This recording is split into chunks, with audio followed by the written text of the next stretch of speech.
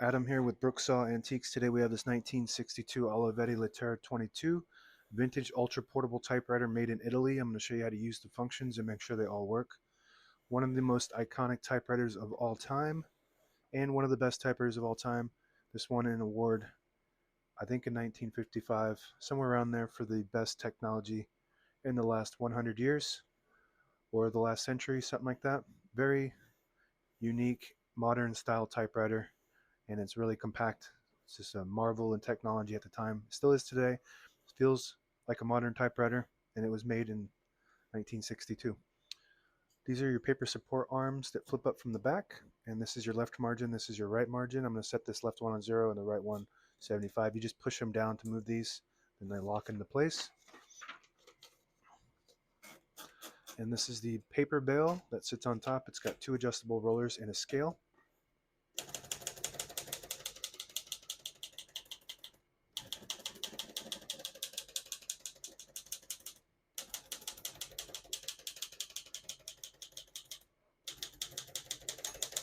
Once you hear the bell, you're at the end of the margin. Hit this line space, get you back to the beginning. It skips 1, 2, or 3. Right now we have it on single, but if you want double, just flip this switch down to the 2. It skips 2. One more, it skips 3. We're going to keep that on single for now and finish typing.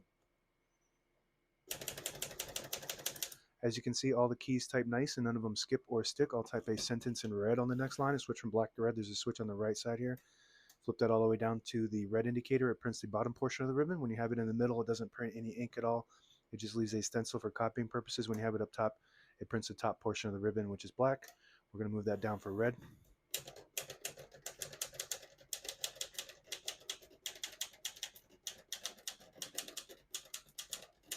Beautiful. This has a very unique feel to it. It's light with cushion. The print looks very good. Top of the line print. It's got pica typeface, which prints 10 characters per inch.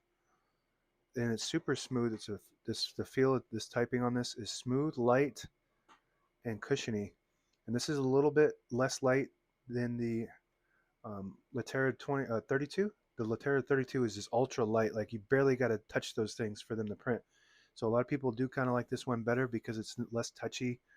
So less errors. Like on that, I create so many errors. On this, it's more of a traditional feel where you do have to actually press these down for them to print. To pull the page out easy, there's a switch on the right side here. You flip it forward and it unlocks the rollers underneath the platen, allowing you to pull the page out easy or load thicker paper like carbon copy or cardstock. Make sure you flip that back before you load the next page or else it won't load correctly. Going to flip these down. Shift on each side and a shift lock on the left. To clear that, just hit the shift button again. Backspace on the right side. Very smooth. I'm going to put that color back to black. And this button here, this blank button, is the margin release. When you get to the end of the margin, there's a mechanism that blocks you from printing. Hit that margin release button. It does allow you to go all the way to the end. So that's not supposed to be a 1 key. Most typewriters don't have 1 key. You have to hit the lowercase l for the 1, and for the exclamation point, it's Shift 8, which is the apostrophe, and then you backspace it and then do a period. So that's the exclamation point and 1. Open the hood from the top here, just like that, and it hooks in from the back. All the brand new ribbons loaded on the left side, so it's pulling clockwise to the right if you want to switch that direction. Behind the side that you want it to go to, you flip the switch behind it that holds the ribbon to the middle, and it will pull to the opposite direction. So what that mechanism does is it catches the eyelet at the end of the ribbon. If you have an eyelet on your ribbon, it's a little metal piece, and it catches into that and pulls it, and then it just swaps the rotation. So you should be able to type on this indefinitely without having to manually swap that until your ink ribbon just runs completely dry. This is your touch control. You got 1, 2, 3, and 4 options. The higher you go to the 1, 2, 3, and 4, the more tension there is when you hit the keys. You do have to hit them harder for them to print, but they respond faster. You do just want to play with that to make sure your touch control is correct for your preference. And this just slides right back in from the back first. It hooks in underneath in there like that, and then just, you want to be very careful with this because this is made out of cast iron, so it can break. It doesn't bend like regular metal does. This is your tab set right here. Right now we have tab set, and the red button is the tab engage.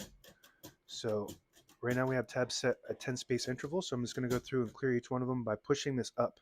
Now if you have a Lettera 32, it's the opposite direction. The clear is up, the set is down on the 22. So now we don't have any tabs set, but I always like to keep one set somewhere in the middle. So that way when you hit the tab button, it doesn't go slamming all the way to the end, causing wear and tear on your typewriter. And you just set it by pushing this down. Like I said, down to set, up to clear. And that's it with the keyboard. On the right side of the carriage is the carriage release. This has a different carriage than the 32. This one rides on this rail here, and it's got two wheels that it rides on. On the 32, it's got traditional bearings with two rails, one on each end that it sits on with bearings, ball bearings. And on the left side, carriage release on the top here. I really like the feel of that carriage, by the way. It just feels really reliable. And this is your carriage lock. If you lift that up, let's see, if you lift it down, it'll lock in the middle right there. You just got to move the carriage to the middle. It locks the carriage. To unlock it, just lift it up like that. And the carriage lock on the 32 is on the right side. If you push in the button at the end of the knob here, it disables the spacing so you can get to an exact spot on the page. You let it go, you get the clicks. Each one of those clicks is a half a space. Same concept if you move the line space indicator all the way back to the 0, it disables the spacing. But then you can't, if you use the line space, it doesn't space it if you have it on 0. So you have it on the 1, you get those line spaces. And that's it. Now available on eBay or Etsy. Search Brooksaw Antiques.